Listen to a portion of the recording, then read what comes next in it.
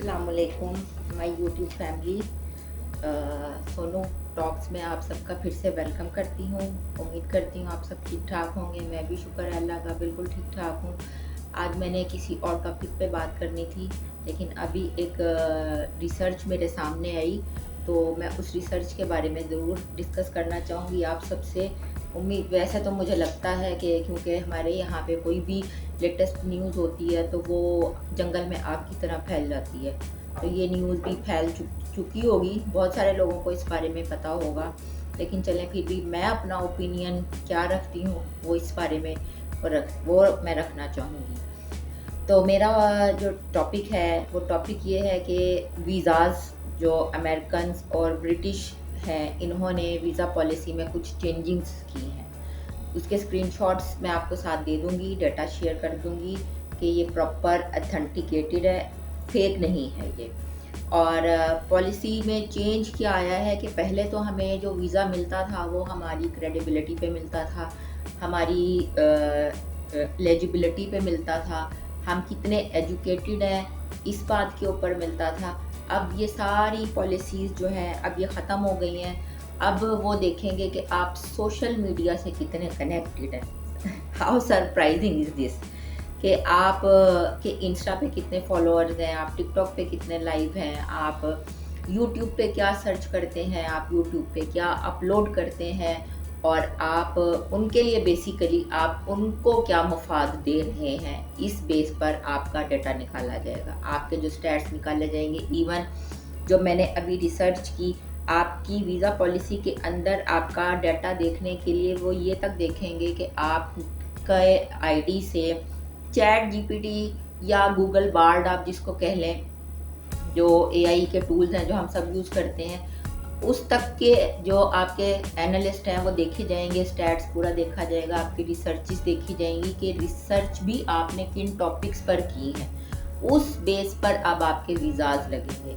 मुझे तो खैर फील्ड वर्क जाने की कहीं ज़रूरत नहीं है, मैं एक जनरली बात कर रही हूँ कि अब इससे क्या होगा, इससे हमारी मज़ीद जनरेशन डाइवर्ट हो जाएगी, ऑलरेडी डाइवर्ट हुई भी है। ऑलरेडी मैंने जैसे आपको बताया कि मैं इस प्लेटफॉर्म पे इसीलिए आई थी कि हम भी कुछ पॉजिटिव कर सकें, क्योंकि हर बंदा जो इतना फेमस हुआ है और लाइफस्टाइल दिखा रहे हैं, बच्चों को दिखा दिखा के ख़राब कर रहे हैं, नोट फेंक रहे हैं और फेक चीज़ें दिखाते हैं, गोल्ड ले रहे हैं, शॉपिंग कर रहे हैं, मालदीव्स जा रहे हैं, अपना इस तरह का लाइफस्टाइल दिखाते हैं, तो बच्चों के दिमाग में ड्रीम सेट हो जाता है, जबकि रियलिटी ऐसी नहीं है।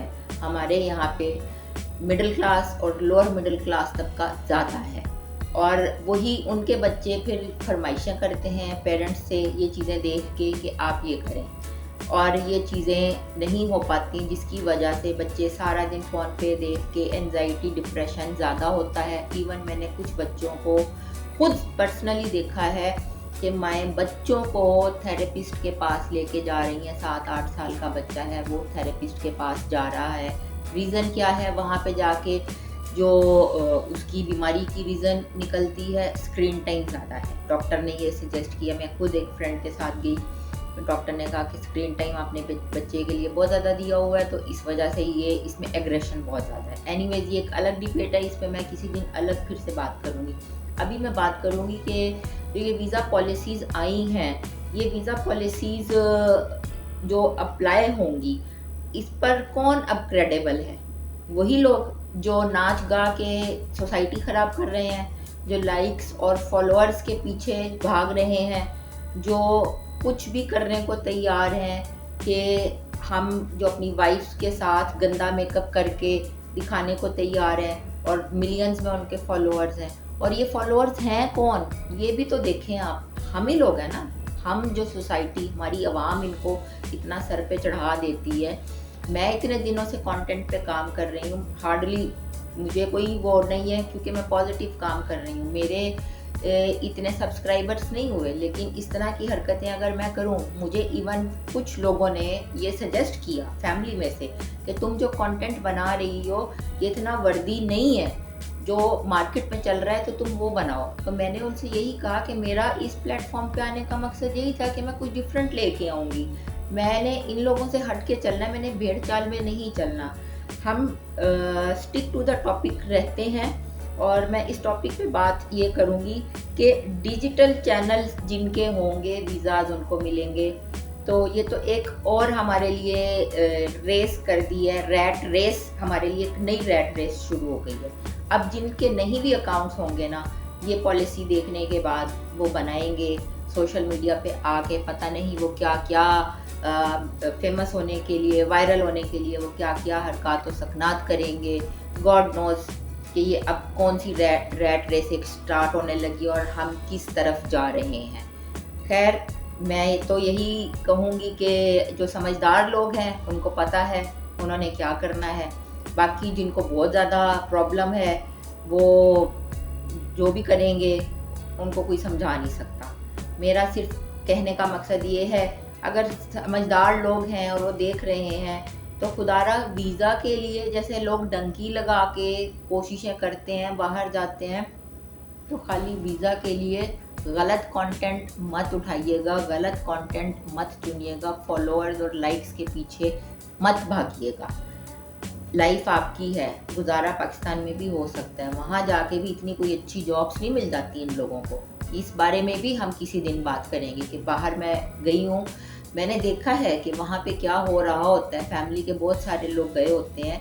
इस बारे में किसी दिन अलग से मैं टॉपिक रखूँगी, लेकिन आज मैं सिर्फ ये बताऊँगी कि ये जो स्टैट्स सामने आए हैं और ये जो नई पॉलिसीज़ इम्प्लीमेंट हुई हैं, इससे अब सोसाइटी में क्या होगा या क्या हमारी सोसाइटी मज़ीद इसमें ख़राबियाँ पैदा करेगी, ये अब वक्त ही बताएगा। अपना ख्याल रखिएगा, दुआओं में याद रखिएगा। मेरा टॉपिक अच्छा लगा है तो लाइक कीजिएगा, शेयर कीजिएगा और सब्सक्राइब ज़रूर कीजिएगा। Thank you so much. Take care. अल्लाह हाफिज़।